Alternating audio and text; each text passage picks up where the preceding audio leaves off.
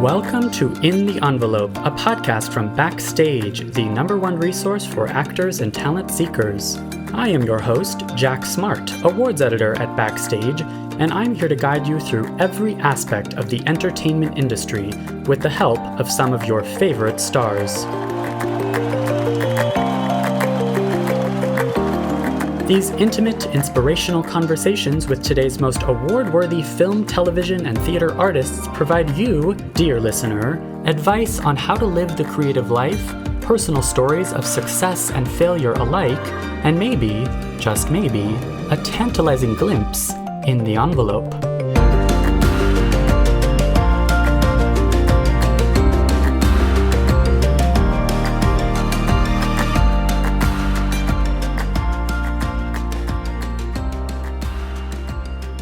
Welcome, listeners, to another episode of In the Envelope, the Actors Podcast. This is a very special episode because, as you likely know if you listen to this podcast, the 2020 Emmy Awards were held this weekend, and it is my pleasure to introduce the two experts who are joining me for this discussion of this year's Emmy ceremony, Chris Beacham and Tom O'Neill of the awards prediction and news site Gold Derby. This is a first for our podcast. We're so excited to have them. Just wanted to give listeners a little bit of background before we get to it. Chris Beacham is the managing editor of Gold Derby. He's hosted thousands of interviews with contenders, and he even works with studios and networks to advise on award campaign strategy, which I find fascinating. Tom O'Neill has been Gold Derby's editor, founder, and president since 2000, when he created this site to give film, TV, theater, and music fanatics a platform to make their own award predictions. Chris and Tom and their team of expert editors have, of course, been closely monitoring, as we have, the 2020 Emmy race. And they had plenty of insights into the results, into trends, what it says about the industry at large. This was really cool to get these different voices in the Envelope podcast. So thank you to them for joining us. And I think without further ado, we should get to it.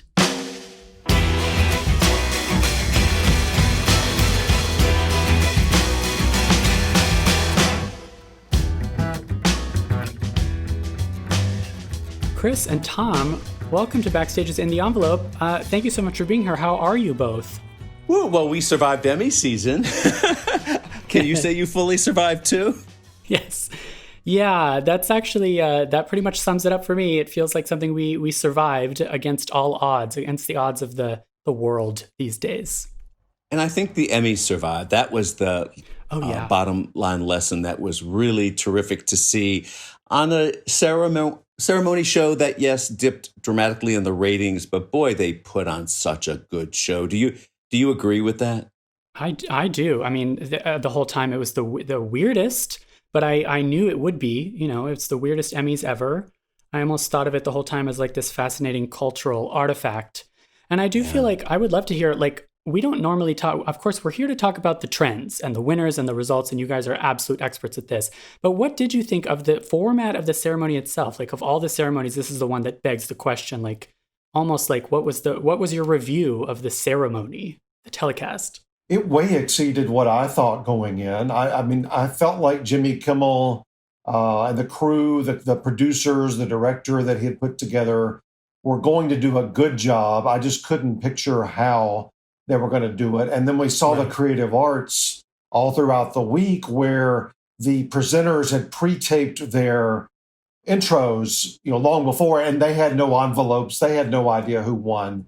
And that was well put together. But I was so hoping that we would get the visual acceptance speeches from the live winners as well as their reactions. And those were great. But you know what I liked even more than the winner reactions? How the camera would go to I won't call them losers, but the other nominees who did not win. And how appreciative they seemed for the winners. Now, they're all really good actors. They could have really been putting on a show. But at least that's what the camera caught, was how genuinely appreciative they seemed for the one that did win. They were all drunk, that's why. At home. Yeah, I think there really was a sense of community. Like, we're all in this weird, strange situation together and just happy for all this great TV, for sure. Yeah. What did you think, Jack? Well, Again, I thought it was totally weird, but I was prepared for how weird it was, and I was just excited to see, like you kind of said, this idea that they're in their living rooms or their bedrooms, and there was something particularly exciting about the idea that someone just off screen is handing them an Emmys award. Like, what other award show has ever had that phenomenon of, first of all, of course, their native habitats, like where they currently live, but then this element of surprise of like someone could walk through my door with an Emmy or not. It's in a hazmat suit. It's just very strange. But it was kind of exciting, and it was really cool to see, like, for example, Uzo Aduba, like, calling to her mom in the other room to say, I won. That's actually... I know, that was a highlight. I liked how there was a mix, too, of some were by themselves, some were with spouses, some were with whole families, some were... you had the group up in Canada that were partying together. You had a nice wide mix of the way that they decided to present themselves on TV. Yeah, totally. Well, and so going off of that, what did you guys think of these results? What did you think of that first third where the Schitt's Creek just had a clean sweep? An historic clean sweep. Never before have we seen one show take all the top awards, series, all 4 acting slots, writing and directing. It was amazing. And that's what upset me as an award watcher. I was furious because no, really, the reason that the Emmys have been so heroic over decades is that they had a judging system up till recently where for the acting races, for example, would be determined by 50 to 75 volunteers from the acting branch who would agree to watch a sample episode of each nominee and then pick a winner. And you'd get great surprises all the time, like Bryan Cranston winning the first year of Breaking Bad when no one even knew it was on TV. That's right. That's gone now. Now it's more of a popular vote. Now everybody in the acting branch gets to vote on all acting categories, for example. That's more than 2,000 people, and they have not seen everything. And so we're seeing lazy voting trends like we see at the Oscars, where Lord of the Rings wins every award, or Ben-Hur does, kind of thing. And that's not good. Right. Like you would prefer it to be more spread out, more variety. Yes. Well, think about all the 70 plus years of TV. Right. No comedy or drama has done this. I mean, you're talking about, I Love Lucy, All in the Family, Cheers, MASH, Will and Grace, whatever show you want to mention has not done this. You can't tell me the first year of All in the Family at the Emmys, if it had been just a popular vote, that it would not have done that. It would have done this. All in the Family would have won series, all 4 acting awards, writing and directing. But it didn't because you had small groups looking at episodes and not knowing what the other groups were voting for. Yeah, it's a really salient point, especially like I had just sort of considered with last year's Fleabag and with a few years back with Maisel, this idea that somebody would swoop in almost out of nowhere. I mean, Maisel was a new show, Fleabag was not, but it might as well have been a new show. This Schitt's Creek is different from both of those. It's been around forever. I sort of just in my head, I thought that this idea that one show coming into sweep was a more of a 1 or 2 time phenomenon rather than like, is this a trend we'll see going forward? I don't know, in future years of the Emmys, depending on whether it's the first season of a show or a last season. As you're saying, it is more of a popular vote. It is, and that's not good. Not in a medium being measured for quality when the pool of contenders is so vast. There's now with streaming and the rest of it. Every actor, every writer, every director now really has to worry, am I being seen and heard? Is this fair at all? And this popular vote that they've now introduced suggests by the results we saw at the Emmys, no, it's not fair. No, you're not being considered. And the Emmys go, oh, we've democratized the vote. Well, no, you haven't. We're screwing over a lot of people who no longer have. So did the People's Choice Awards. Yeah, we've already got the People's Choice. Well, exactly. None of this really can reckon with the fact that there's so much TV. I know. And the other, I know this is a bit of a leading question, but I wanted to ask you both, like, is the fact that Schitt's Creek began airing in the US on Netflix last year, the first year that it got Emmy nominations. Does that have to do with these results? Yes. Chris, explain. Yeah, I think when we get the list at the end of the night of how many networks won, I think Netflix should claim half credit. I don't think most people could tell you the channel number that Pop is on their cable box. Exactly. Right. So, yes, definitely. Well, notice how it never got a single nomination until season 5, and that's after seasons 1 through 4 went on Netflix. And this is what happened with Breaking Bad. It was overlooked for the most part that first year or so, but when it hit Netflix, it swept Emmys all over the place. Yes. That was a telltale thing right there. The irony is that Netflix can't do it for their own programming. Isn't that They interesting? still have never won a series award for Best Comedy or Drama Series, despite the fact that they're winning Emmys for everybody else. Totally. And of course, this is a separate conversation, but the same could sort of be said for the Oscars, where, of course, Netflix is making inroads at the Oscars, but has yet to come close to taking Best Picture, for example, or a leading actor award. But yeah, it is a theme we've come back to on this podcast over and over again, just the disruption of Netflix on the industry. Disruption not necessarily in a bad way. It's just telling that that's the network that got the most nominations this year, and that I love this idea. If we count Schitt's Creek because it streams on Netflix, then they truly dominated more than HBO.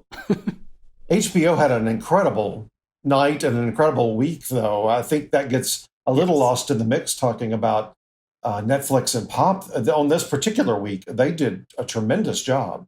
Totally. Well, and so going off of that, Succession, I mean, looking at Gold Derby's predictions, was it safe to say Succession was the prediction for Best Drama? Yes, and it was overwhelmingly so from the beginning. And that was very strange considering that they didn't care about Succession last year at the Emmys. It was suddenly something that just took off. Right. That much like Fleabag the year before, which in season 2 suddenly became the toast of the town and at the Emmys after being ignored virtually for its first season. And we used to call it in the old days the sophomore surprise in voting cycles because it would take off on its second year, but there's something more than that going on here now. And I don't know how to explain it other than the fact that social media and active campaign parties and all of these things and interactions create a herd mentality that then affects the awards. We didn't know to take the Fleabag sweep seriously until about 2 to 3 months before the Emmys last year. Interesting. And we can tell you, Chris and I, that Amazon's insiders themselves didn't believe it. They thought they had that race locked up with their own Maisel. And then this Fleabag thing took off. So it is a kind of new thing. Yeah. I will say on Succession, season 2, which aired all the way to last summer, was way more acclaimed than season 1. So part of it was the internet bubble, but part of it was just more acclaim than the first season had gotten. We felt like Succession was a pretty safe frontrunner for series. The race that ultimately we all called right, but which was a barn burner for weeks and weeks and weeks, was Brian Cox or Jeremy Strong from the same show going to win actor? And all of us, by the end, pretty much all of us felt like it was going to be Jeremy Strong. Okay. Again, because of that internet bubble. It was a very similar situation to, and I didn't get this right last year, but Jodie Comer over her co-star Sandra Oh, even though Sandra has had more of an acclaimed career. Yes, and had won the SAG and the Globe and everything. Yeah. Right. And Cox, way more well-known, had been doing this way longer. Yeah. But Jeremy was that underdog that people were rooting for and had those moments on the show that people were, I think, quite thrilled that he won. Maybe not Brian, but the others seemed to be quite thrilled that he won. Yeah, he was a little ticked, you could see. That's that benefit of the cameras in people's homes. You can see their reactions. Well, it is interesting. talk to me about this idea of vote splitting, because the theory goes that when 2 or especially 3 nominees from the same show are in a category, that they split the vote. But as we saw, especially with Yaya and Uzo, that was not the case this year. There was a lot of examples of people beating their co-stars. And that has not happened much under the new voting system. Mm-hmm. In the old days, it was an advantage. Remember when all those Modern Family guys would be nominated together in supporting comedy actor, and one of them always won. And that had to do with the old voting system, which was, again, a small group of peers watching actual episodes and then casting their ballots. And of course, if you've just watched 5, or let's say 4 out of 5, 4 performances on Modern Family against one rival show, sure, you've just seen 4 Eric Stone Street performances. You've just seen 4, you know what I'm saying? And so those guys would always win. Under this new system, we have seen very little of that. Usually the vote splits and one and they both lose. But that didn't happen this year, and it was fascinating. Yeah. Again, especially with 3 instead of 2, to beat 2 of your fellow co-stars. Although, does that have to do with the fact that Uzo and Yaya, they were in limited series, like the almost anthology format of Watchmen and Mrs. America? I wonder if that affects it, because it's quite obvious which episode of Mrs. America Uzo Aduba is submitted for, right? Right. She was the lead of her episode for sure. Yeah. All 3 of them were. What Tom was saying is true. And we're still, even though this system's only, 3-4 years old with the popular vote, and as many people voting as possible, as want to, can do it. We have noticed the vote splitting really does work in terms of eliminating, possibilities. Look at Game of Thrones supporting actresses last year. There were 6 nominees, and I knew none of those 4 were winning based on recent trends. So it helped me to knock it down to trying to think of her name. Oh, Julia Garner. And whoever was up against Julia last year. I knew I wasn't picking the other 4. The only ones that seemed to get away with a vote splitting in the past 3 or 4 years, until last night, until this weekend, were somebody like Peter Dinklage, where, they're both, the other 2 nominees are from Game of Thrones, but the obvious choice is Peter Dinklage. So that vote splitting doesn't really hurt you there. But here, we saw it over and over again. That vote splitting didn't, even in things like directing and writing, didn't seem to make a lot of difference this year. Right. And going off of that, talk to me. I would love to hear your guys' candid opinions on category fraud, quote unquote category fraud. Of having just watched recently Mrs. Maisel season 3, like I really considered Alex Borstein to be a co-lead, for example. And you just mentioned Peter Dinklage. I would have argued in any of his Emmy eligible seasons he was more of a lead. And that's true at the Oscars, isn't it? Just think about it. Oh, yeah. I actually think the Oscars are more culpable. Patricia Arquette was not the lead actress of Boyhood, who was? I mean, exactly. Viola Davis and Fences bounced back and forth in her Oscar campaign between lead and supporting, and ultimately made the right choice. But that really is kind of like the name of the game and strategy for them. And that's why they have award analysts and consultants who are paid a fortune to advise them on things like this. Olivia Colman at the Oscars recently with The Favorite. She had the least screen time of those major or Brad Pitt supporting, for example. Yeah, exactly. Yeah, people hate it when I say this, and I've been saying it for 2 decades with Tom, but I don't believe in category fraud. I don't even believe it exists. It's all about strategy. Yes. That's why you pay people for strategy. If your choices are within the company, and as actors talking about, what am I going to do here? I don't care if it's Oscars or Emmys or Globes or SAG, or SAG doesn't have supporting on TV, but if the choice is, if we don't split up, neither one of us is getting nominated. As versus both of us getting in, I think it's always going to come down to making the best choices. Totally. And not worrying about, because I can argue that some movies and shows don't have a lead. Absolutely. Right. You can say, this person, if Patricia Arquette's the only Sure, she's the only female that could be considered lead, but I could say that the kid is the lead and everybody else supports what he's doing. Mm-hmm. I can make the case for almost anybody's strategy being the right strategy. Going back to Viola, though, we told them several times, Tom and I did, what we thought. We kept saying, if you look at our odds, and this is thousands of people predicting, that you're talking to Viola's people as well as the studio, it looks like you're on the bubble to get in for, just even get nominated for lead for Fences, but you might win for supporting. So obviously they went that way ultimately. Right. But we were telling the same thing to Olivia Colman's people, and they wouldn't listen to us, and they went lead, and it worked out great. So, we don't know what we're talking about sometimes. But don't tell anybody. Yeah, totally. Well, that actually, I wanted to ask the both of you about this too, because this is also complicated, but the idea of an ensemble, first of all, do you guys think that there should be an ensemble award for Emmys? Like, would that throw things off? Would that help maybe, I don't know, deal with the idea that there's so much TV? Like, could that then be an answer to the Modern Family question, or even like a Schitt's Creek, where if they win ensemble, I don't know, and then they also win individual? What do you think of that idea to kind of copy the SAG ensemble format?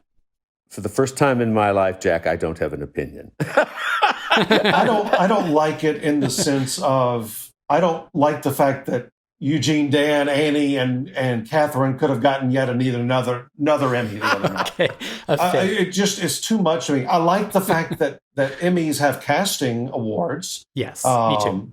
I wouldn't mind at all if the Oscars did, but I'm afraid you would get into a situation.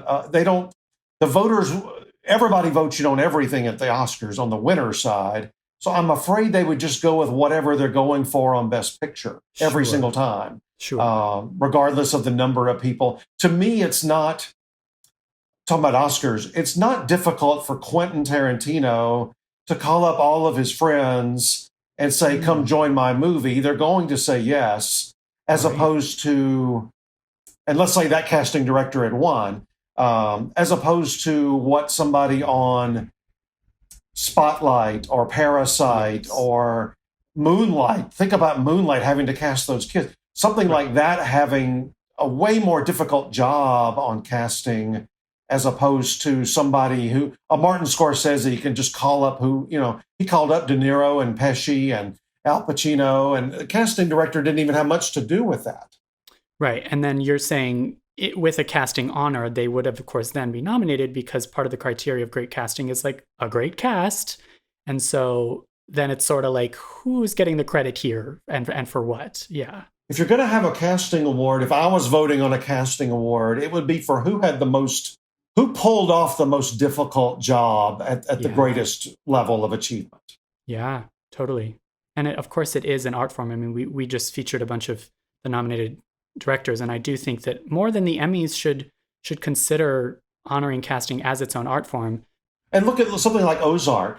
That casting director went out and found Tom Pelphrey, and that's Jason Bateman was already in there, Laura Linney, but even if it was the same casting director from the beginning, and I'm assuming it was, finding a Julia Garner, finding all the people, the villains and the drug runners and that to me is a difficult job.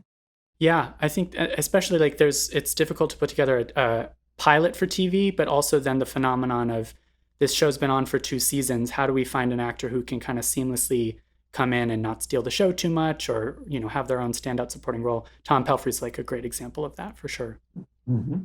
Yeah, I think we can all agree that like there's a lot of TV and there's a lot of worthy TV, and that the Emmys, I think, in terms of the telecast and in terms of these results, did a decent job of would you agree they did a decent job of highlighting what someone who's brand new to TV, could they tune into the Emmys and get a good inkling of what they should watch? Yes, I think this is a good year to measure that thought too, Jack, which would be what kind of a bump now will Schitt's Creek get, and deservedly so it's such a masterpiece. So it could really help to put that show on the map. And award shows are supposed to do that sometimes, and they do. The Amazing Race right now is on TV because as many times as CBS wanted to cancel it after that first year, they kept going, oh, okay, we'll give it another year because it won the Emmy. Or you can go back to Ally McBeal, which was rescued by winning a Golden Globe. And they do play key roles. And historically, the old judging process at the Emmys was so heroic that all of the following TV shows would have been canceled in their early run if they had not been rescued by Emmys. And those include Cheers, All in the Family, Seinfeld, Hill Street Blues, Cagney and Lacey. Some of the greatest shows in TV history were rescued by winning Emmys. And then they went, okay, the networks, we'll give it another shot. And look what happened. And your favorite one to talk about, Tom, because you've talked to her about it, is 30 Rock.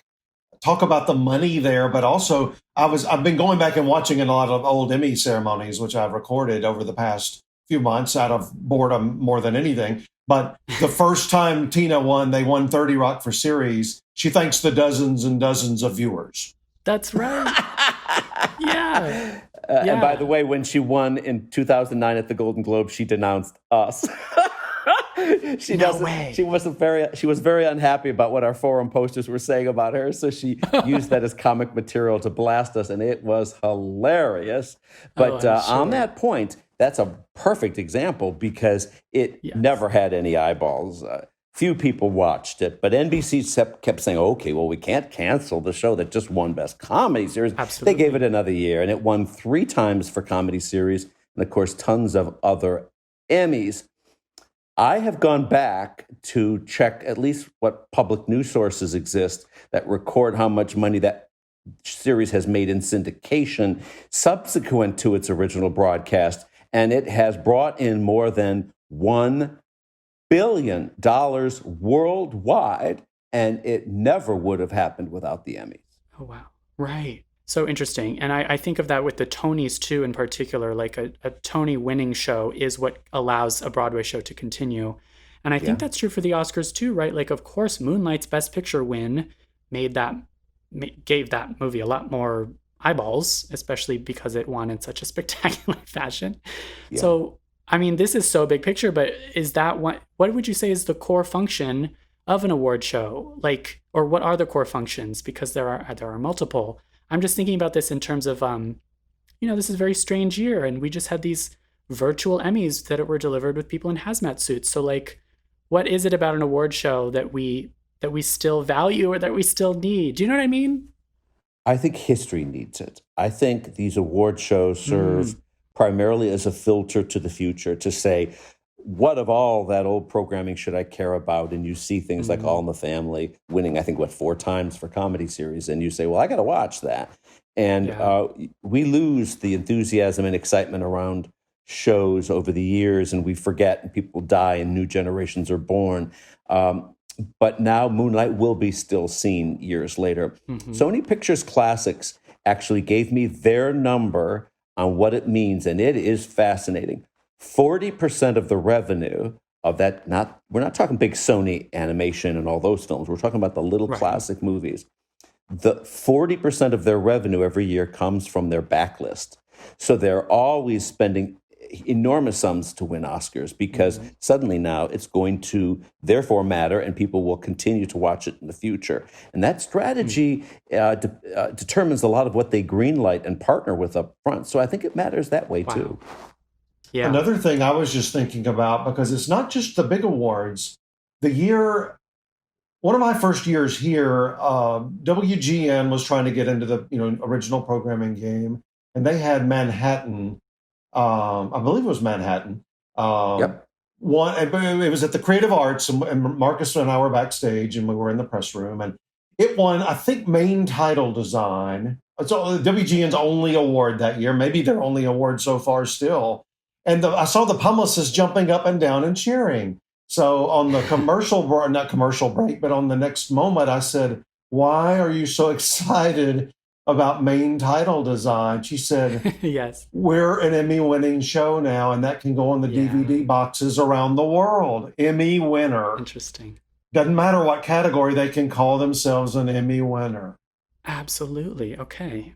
from a purely like marketing, the ecosystem of Hollywood perspective, award shows are crucial, especially for the smaller stuff.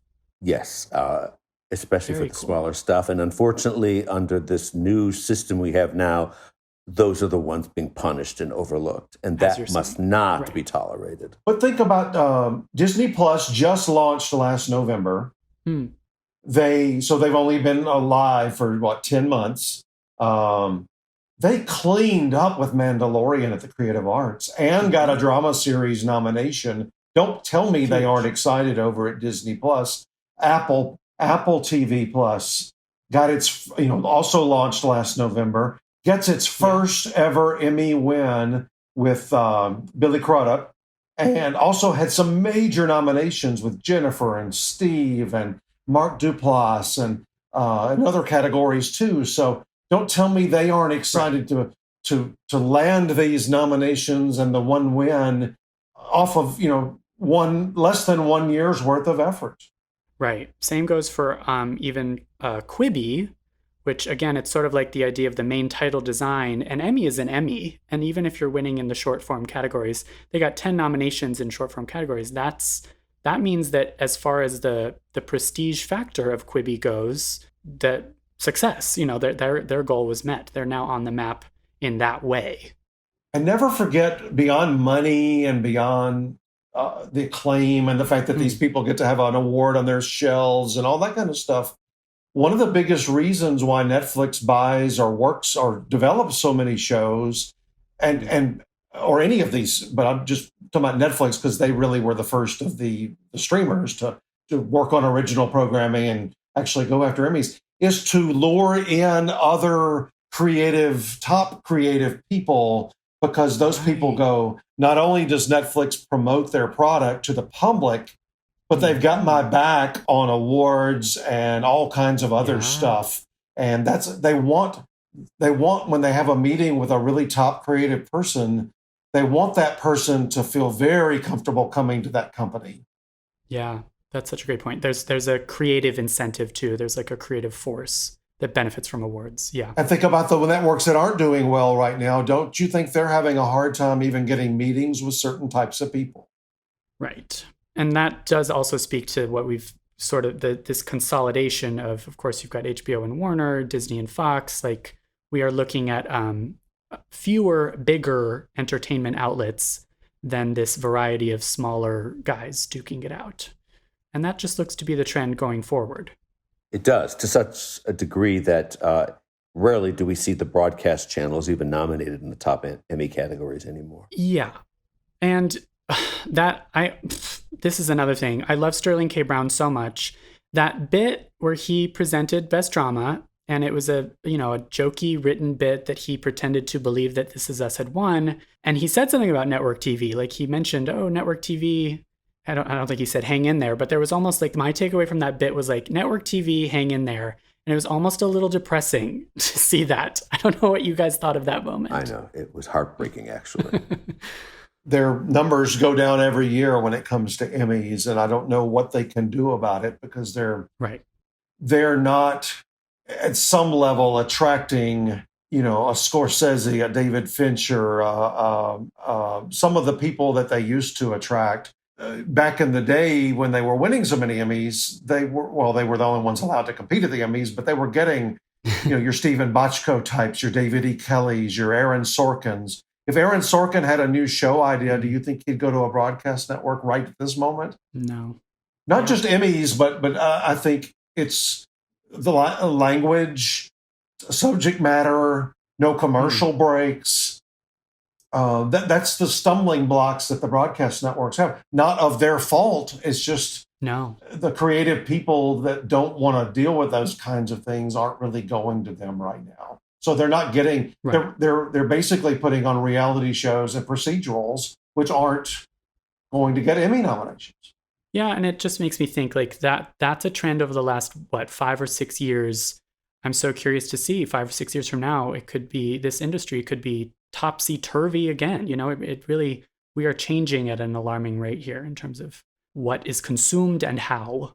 And it may all actually converge very soon, too, if you think about it, where there would be no need for separate Emmys and Oscars because they're already competing. Many contenders compete at both, like especially in those documentary categories, for example. I think that The Cave just won, didn't it? I think at the Emmys, and it was an Oscar nominee, etc. And this is, I think it's a fascinating little warning bell that it's all going to converge someday, and there will be no distinction at all between all this media. That's right. And when I said that about broadcast, what they have done, if you look at the bigger picture, is all four of them, NBC just launched Peacock. So that's where they're going to lure in the creative talent, where they can stream it. They don't have to worry about the content, and they don't have commercials. Fox and Disney, Fox and ABC both have Disney Plus and Hulu. And CBS has CBS All Access, which will now become, I believe, Paramount streaming channel. They're renaming it over the next few months. So they all have ways that they're going to do this where they'll put their more quality Emmy-type content on the streamers and continue to do reality and procedurals on the traditional broadcast. And daytime. Right. And daytime. Yeah. Yeah, it is. I do think it's super fascinating and sometimes worrying. There's two sides of that coin. Gosh, these are exactly, Chris, Tom, these are exactly the insights that I was so hoping from you both on this podcast. So thank you so much. This is really lovely. Can I just finish off by asking you both, did you have a favorite moment from the telecast? Is that something we want to talk about? Chris, you first. I think my favorite presenter, and this goes back for me 40 years, was David Letterman. The fact that Jimmy Kimmel was able to get him to do it, he doesn't hardly do anything. And that he did it he was the only one that wasn't just, chained down to a studio or sitting at home. He did a real actual comedy, and it was funny. And he's presenting the variety talk category, which he dominated for years and years. So all of that together, I just found that really thrilling to see. And he was one of the few legendary type people that was on the show. Sure. My favorite would definitely be Zendaya. Am I pronouncing her name correctly? When she won, that was Zendaya, such a magic moment. Zendaya, thank you. It's such a magic moment. Yeah. And it was just thrilling to see her excitement and the whole thing. Her head just exploded. And it was impossible not to be thrilled for her. She just beat Jennifer Aniston and Laura Linney, and she took down these giants and set a new record as for being the youngest winner in that category ever. And that's a moment that you cherish when you see these shows. And from a winner standpoint, I know we're wrapping up. Catherine and Eugene have been on TV since SCTV in 1980, or maybe even before that with Canadian television. I love it when a veteran, I know they both had won writing Emmys, but those were almost 40 years ago, and they'd never won an acting Emmy, either one of them. And I love it when a veteran wins for the first time. That's just one of my whether it's Oscars or Emmys or any of the award shows, that's so thrilling to me. And they were so appreciative. And Dan sitting back behind them, who's grown up with both of them, well, obviously his father, but also, knowing Catherine his whole life, he was practically crying back there, knowing that this was a first for them and that he helped to get them, those awards. Yeah. Yeah, I think Dan Levy's facial expressions might have been my favorite part of this era. Those deserved an Emmy themselves, his facial expressions. When he wins 4, the amount of times that they can cut to him for his reaction to a win was so many. It was really thrilling. It was hilarious. And I have to kind of eat shit a little bit. If my sister is listening, my sister insisted Zendaya would get nominated. I said, no way. And she insisted she would win. I said, no way. And here we are. Well, we now want to hire her at Gold Derby. So exactly. Yeah, totally. Oh, perfect. All right. Well, gosh, Chris, Tom, thank you guys so much for joining us. And we will do this again because we are looking at a very unusual and very long film award season. And there will just be a lot to update our listeners on. I think a lot of people who are following awards, no matter whether you're following awards as an amateur or as a hardcore expert, this is a roller coaster of a time. So it's good to check in with other experts on this. So thank you both. Thank you. This was fun.